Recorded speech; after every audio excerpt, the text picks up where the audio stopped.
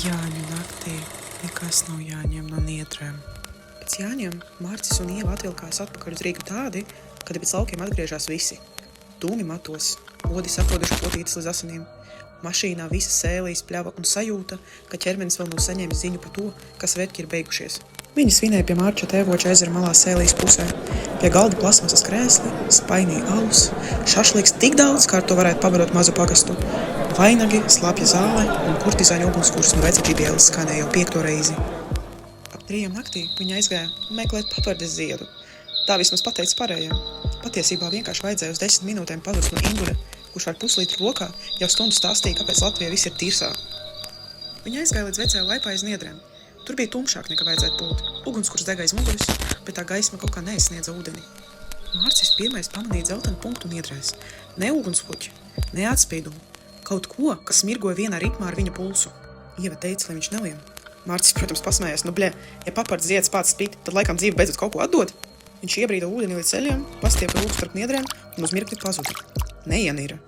Neaizgāja prom. Vienkārši uz sekundi vairs nebija tur, kur tikko stāvēja. Pēc tam viņš atkal bija priekšā. Tajā pašā vietā. Slapš līdz ādai, ar kreklu pie miesas un plaukstu cieši aizvērtu.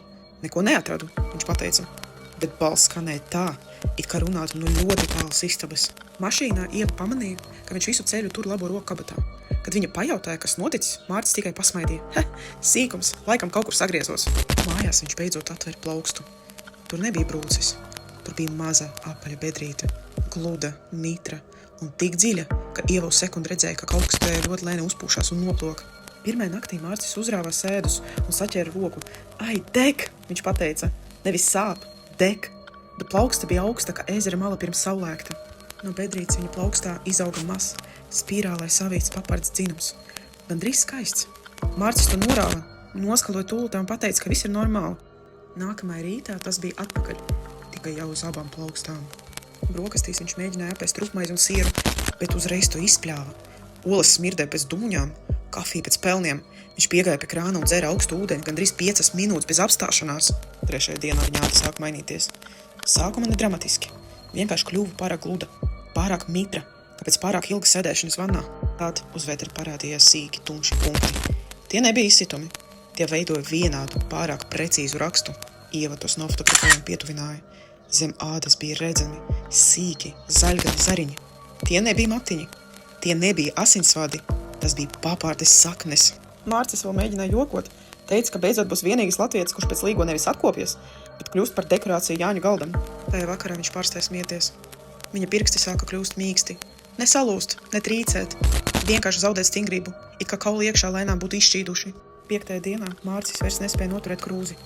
Pirksti ap to aizvērās, bet ne tā, kā vajag. Tie lēni saplaka ap keramiku, it kā roka būtu no silta vaska. Ieva viņu aizveda uz vanas istabu un iededz gaismu.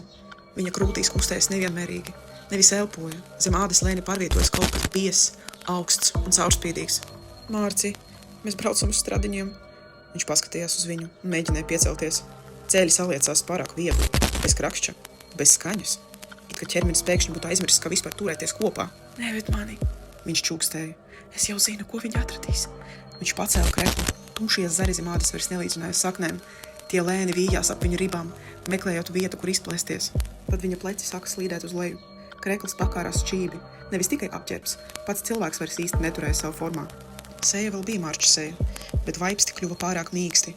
It kā kāds no iekšpuses ļoti uzmanīgi dzestu viņus ārā. Ieva viņus atvēra aiz rokas. Vēlāk viņa teica, ka tā nebija sajūta, it kā turēt cilvēku. Sajūta bija tāda, it kā caur pirkstiem lēni slīdētu augsts smags ūdens. Mārcis sāka raudāt. Asaras bija ledainas. Es paņemu to no niedrēm, viņš teica. Tur nebija zieds, tā bija sēkla. Tad viņš paskatījās savu vēderu un ļoti klusi piebilda. Un viņa jau ir atvērusies.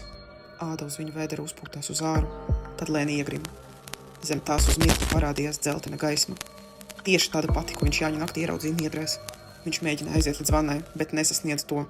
Kājas saliecās. Mugura piekāpās. Mārcis nokrita uz flīzēm un viņa ķermenis nesaplīsa. Tas vienkārši vairs neturēja formu. Ieva kliedza viņu vārdu un turēja viņa seju, kamēr tā vēl turējas vietā. Mārcis paskatījās uz viņu pēdējo reizi. Nelej to atpakaļ ezerā, viņš pateica. Tur viņa tikai gaidīs nākamo. Pēc dažām sekundēm uz vanas istabas grīdas palika viņa drēbes, telefons un bieza, caurspīdīga masa, kurā lēni kustējās zaļas papardes lapiņas. No tās vēl dažus mirkļus nāca Mārča elpa, klusa un burbuļojoša, kā savu ūdeni. Ieva ieskrēja virtuvē pēc dvieļiem, tad viņa atgriezās. Masa jau bija aizrāpojusi līdz notekai. Lēni, klusi, atstājot aiz sevis lapju melnzaļu nospiedumu. No rīta vannas istaba bija sausa. Uz izlietnes malas stāvēja viena caurspīdīga papardes lapa. Tās vidū pulsēja maza dzeltena gaisma. Tajā pašā vakarā Ieva saņēma īziņu no Marča numuru. Es neizkusu. Es vienkārši vairs neesmu viens. Pēc gada, tajā pašā Jaņa naktī, pie ezera zālē atrada dzeltenu ziedu, kuru neviens neatpazina. Tas mirgoja viena ritma ar cilvēku pulsu, un zem tā auga paparde. Paldies, ka noskatījāties šo video. Autors Pēc pusnakts.